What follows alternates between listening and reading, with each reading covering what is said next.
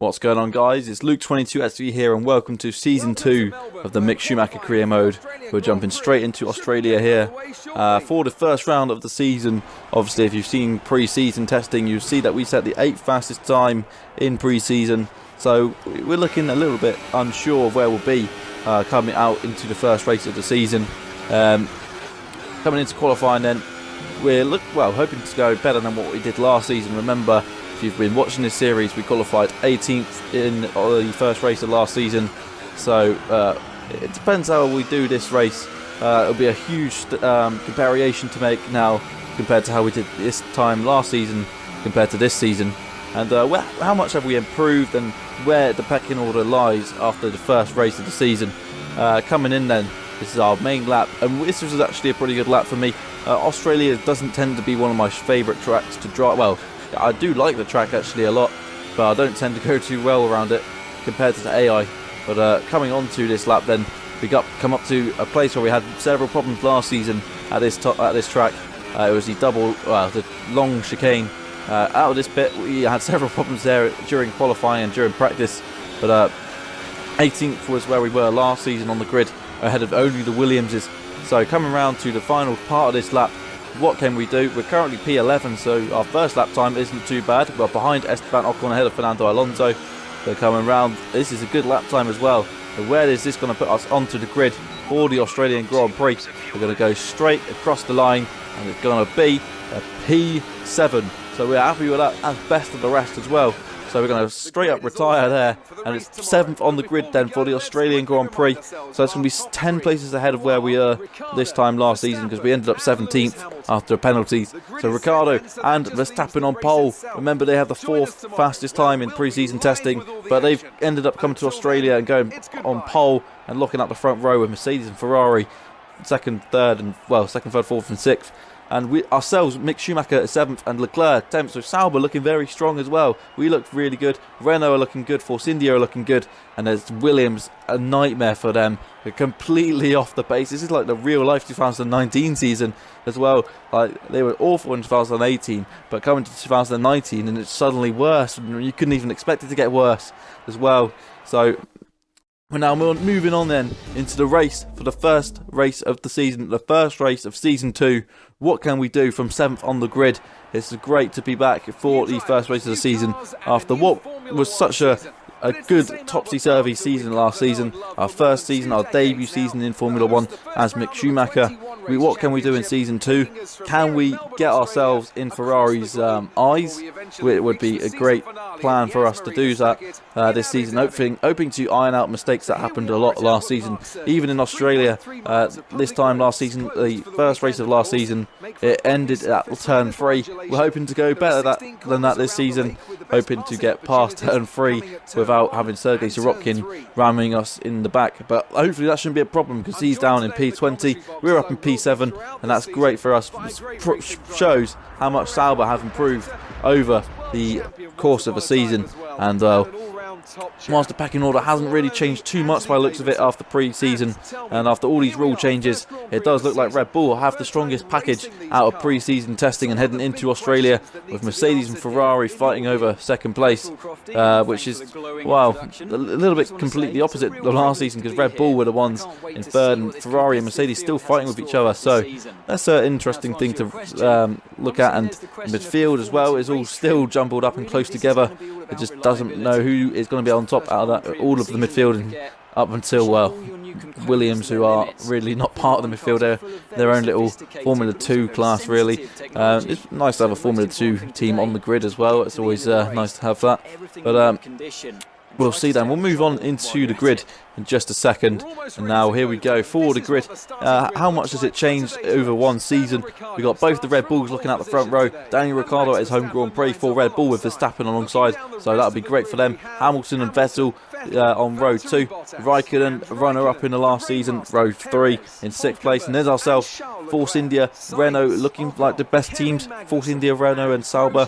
And then you got Haas on row 7, so they're firmly there. McLaren and Toro Rosso, it's pretty much the same as last season. Haas have looked a little bit like they've dropped off, and of course Williams are even further off the pace than they were last season. So you expect Williams to not really be in there But now then, we're moving on to the start of Season 2 with the 5 lights out.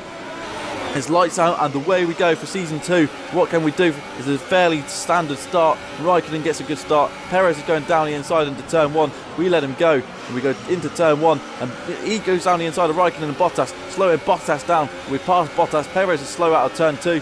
Raikkonen is a bit slow as well, and we're looking to make them overtake on Kimi Raikkonen going towards turn 3. What can we do? Can we go round the outside of Kimi Raikkonen going into turn 4? We got the inside line and we're ahead and side by side almost with Kimi Raikkonen heading towards turn 5, and there's actually contact there. There's 2 go into 1 and Raikkonen's round and Raikkonen's in a crash and there's 2 cars already out of the race.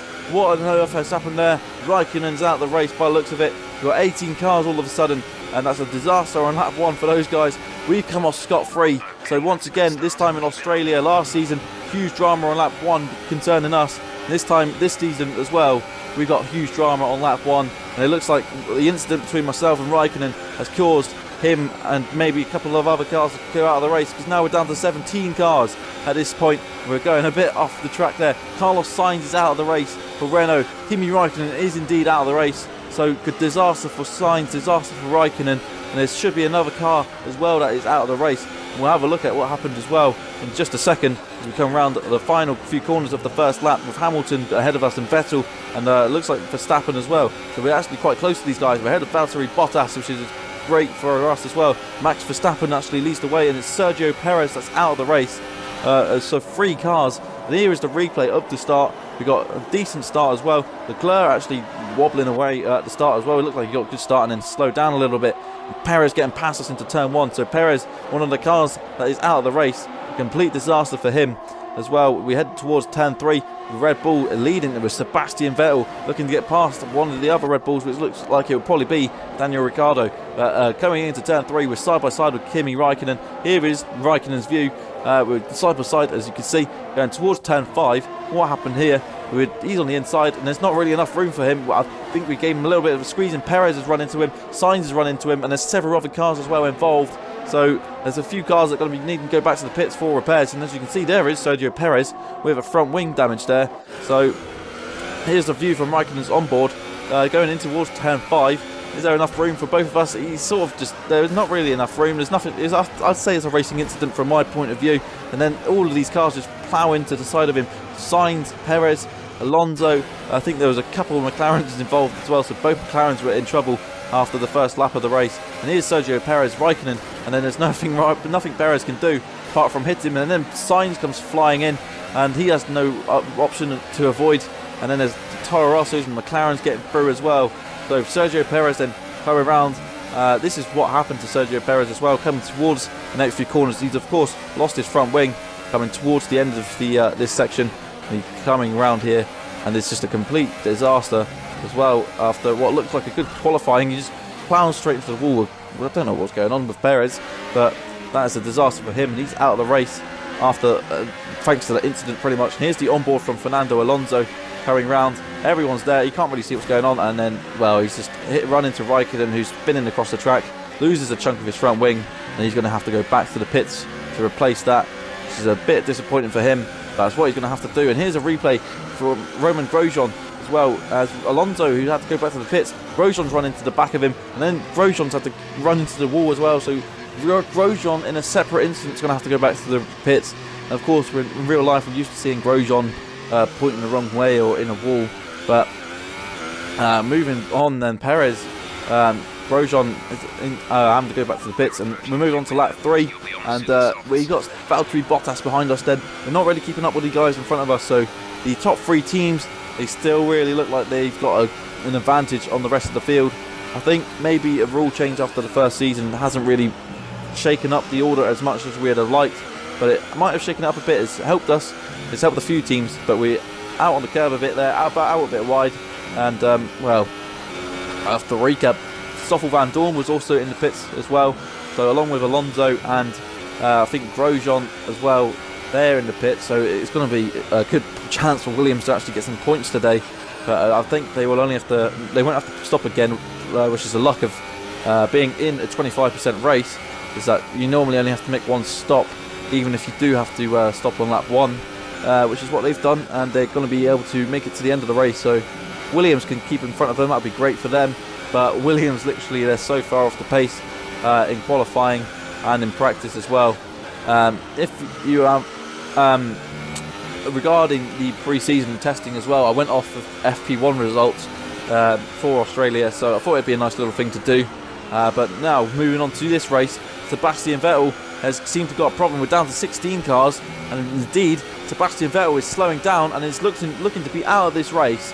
So Ferrari have got both cars out of this race after just a few laps. 3 laps is taken for Ferrari to retire both cars. Raikkonen involved in an incident, and Vettel has got a problem with his car. So that's a complete disaster for Sebastian Vettel after it's going quite well for him. And Ferrari was second quickest in pre-season as well.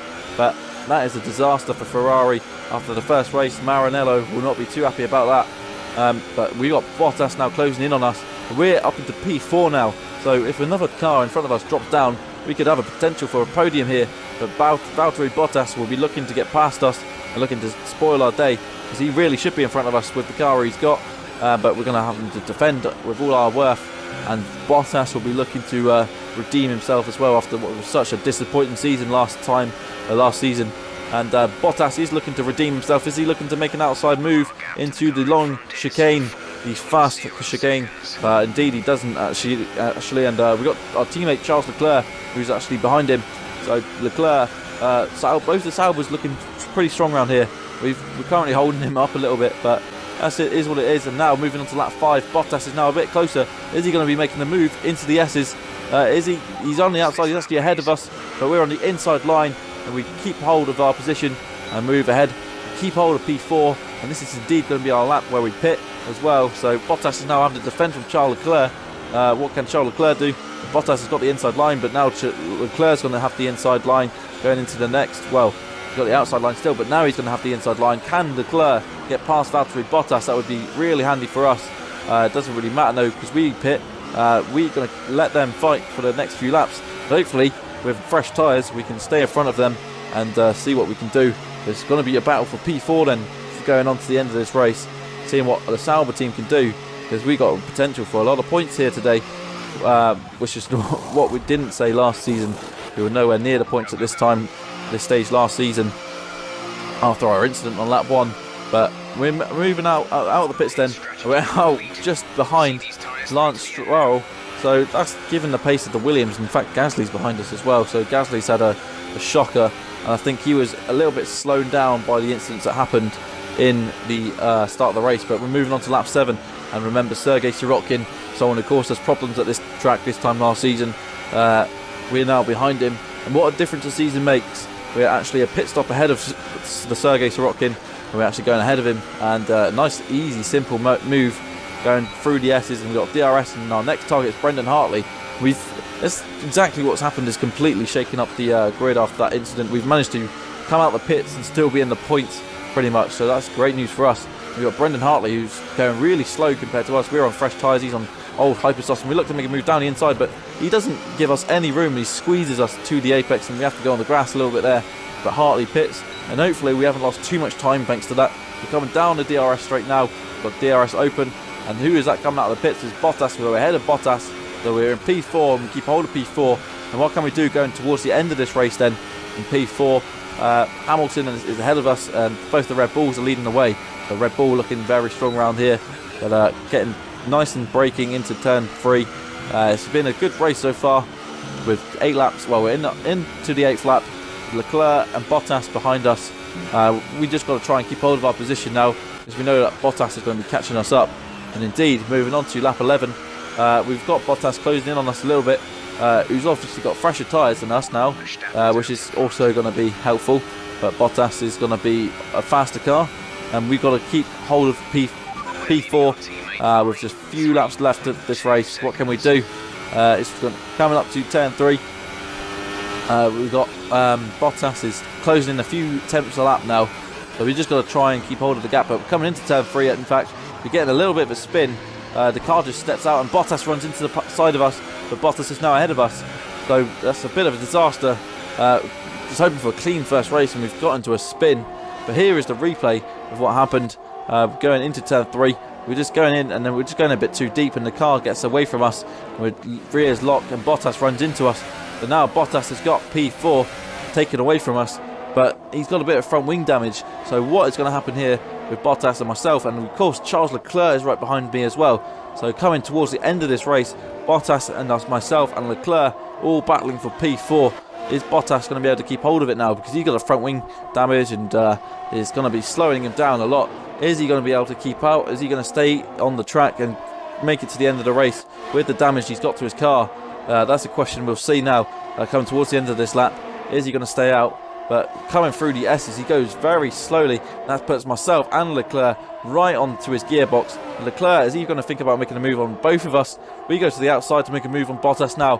Can we get past him into the next corner? Yes, we can. And Leclerc also getting past him. So Bottas braking really early there with the front wing damage. Is he going to stay out? Leclerc now going side by side with Valtteri Bottas, coming towards the end of that lap. So Leclerc squeezing him almost into the wall. A bit naughty from him, and indeed Bottas does look to pit as well. So Bottas now pits, and it's myself and Leclerc battling for P4 at the end of this race. Who's going to get the P4 out of myself and my teammate? Surely we should really have some team orders in play here, because if both the Saubers can collide, there'll be a lot of points thrown away, and we're looking to get a lot of points here as well this weekend. We don't know how well we'll do around the next few races, whether we'll be able to get more points or whether we're going to be fighting for scraps again. But 4th and 5th is a huge result for us. I think this would be the best result we've had so far in this career mode if we can stay in 4th and 5th. So to have Leclerc now chasing us is putting a little bit of pressure on us. We've got to make sure we can deal with this pressure, and hopefully we can keep hold of P4, because we do not want Leclerc getting past us. We want to be the lead Sauber driver this season. And of course we weren't the lead Sauber coming towards last season, and Leclerc's now thinking about making a move down the inside, and we're shutting the door. We're doing our best to keep hold of the position, but we're having to save ERS as well for this at the moment, trying to keep hold of ERS, using at the right points and trying to make sure Leclerc doesn't get past us. And just like in Australia in real life, he was on the back of his teammate who was having problems. Now we got a problem with ourselves, which is just we're on older tyres as well pretty much than our teammate. But coming around the next corner, we've got 2 laps to go. Can we keep hold of P4 from our teammate? It's going to be solid 22 points in the Constructors. I think only Red Bull are going to get more points than us at this race now, unless Bottas can do something about that. Wherever he is, we do not know. But Leclerc is behind us, and what can he do? Can he get past us into turn 3? He looks a little bit too far back, but surely some team orders should be in play here to keep him behind and tell him to back off, because we bring both cars home. That would be great for Sauber. Great to start the season as well. So we're a little bit disappointed at the moment, because we do not want Leclerc to be challenging us really, and we've got first driver in our contract as well, so we want to keep hold of P4. We do not want Leclerc to bother us as well, because he'll be doing his bit to try and become the first driver and lead the team as well. Coming towards the end of this lap, we can see that him hovering in that proximity arrow, and we're looking behind us to see if he's going to close in. And this is where they do close in. We've got no ERS using at the moment. He does close in a little bit, and now we've got DRS as well coming onto this straight. And only a short amount of DRS, but he can quite easily get an overtake if he's feeling ambitious enough, like he was on Bottas a few laps ago. But he doesn't get close enough, and we've got 1 lap to go in the Australian Grand Prix. What a result this would have been. 4th and 5th. Can we keep hold of 4th and 5th? Are we going to have a contact? Are we going to collide? Are we going to throw it all the way on the last lap? Because he's not backing off and he's not leaving us alone coming onto the last lap of the race. Is he too close to us? Is he going to be able to make the overtake? Are we going to be able to defend from him? That's all going to be found out now then on the last lap, with Ricciardo ahead of us, who's also suffering from some issues as well, with Verstappen leading the way on the last lap. So we've got Leclerc behind us, and it's going to be a huge result for Sauber then if we can keep 4th and 5th, which should put us in a net 2nd place at the moment in the Constructors. So who would have thought then, after pre-season testing with the 8th fastest lap time, we'd end up being basically the 3rd best team at the moment, well 4th best team, with Ferrari being ahead of us, but both of the cars retiring this race. So a huge disaster for them.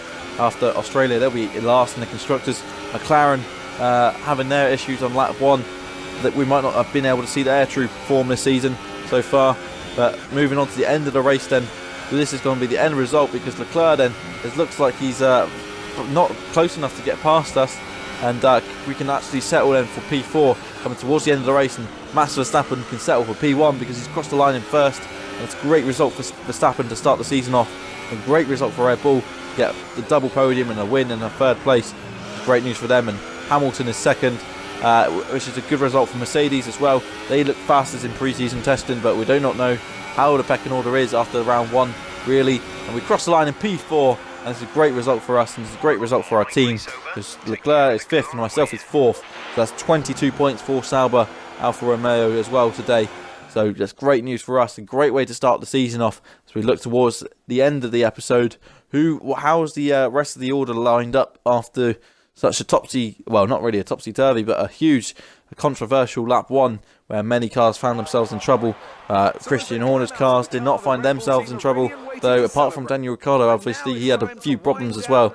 I think a few mechanical issues, which obviously Aussies never get the luck in Australia when it comes to their home Grand Prix, so that's unfortunate for Daniel Ricciardo after starting from pole position as well. But going on to the end of the race, Hulkenberg managed to get 8 points for Renault, Ocon managed to get 6 points for Force India, so both of their teammates obviously retired in the lap 1 incidents. Haas managed to get 4 points, and Alonso managed to recover to get 2 points as well, so great result for him. Bottas managed to recover to get 1 point, Toro Rosso missed out on points, and Williams were nowhere near points despite everything happening around them. So Red Bull lead the way, and we're in second place, Mercedes are third, Renault 4th, and then you got Force India and Haas and McLaren all scoring points, and it's just Force India, Toro Rosso and Williams that did not score. And we'll expect Ferrari to score points, and probably Toro Rosso at some point. I don't really expect Williams to score at all. They only just managed to score points last season. But that is going to be the end of the first round of the season. I hope you enjoyed it. I hope you'll be able to stick around for round 2, which will be up in 2 days' time. Thank you, everyone, and I'll see you very soon. Like and subscribe, and round 2 in Bahrain will be out very shortly. Thank you.